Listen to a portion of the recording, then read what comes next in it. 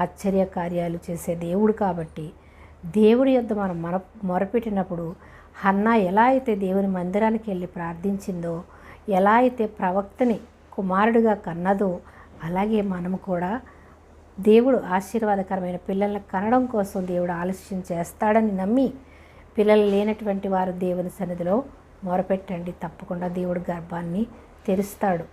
ఆయన పిల్లల్ని ఎందుకు ఇస్తాడు? ఆయన ప్రేమలో పెంచాలని.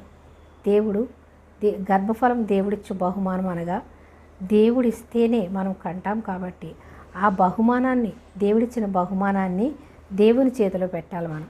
ప్రభువా, నాకు ఈ బిడ్డనిచ్చావు, నీకు వందనాలయ్యా, ఈ బిడ్డని నీ ప్రేమలో పెంచే జ్ఞానము నాకు ప్రసాదించు ప్రభువా అని ప్రతి తల్లి కూడా ముందుగా దేవునికి కృతజ్ఞత చెల్లించాలి.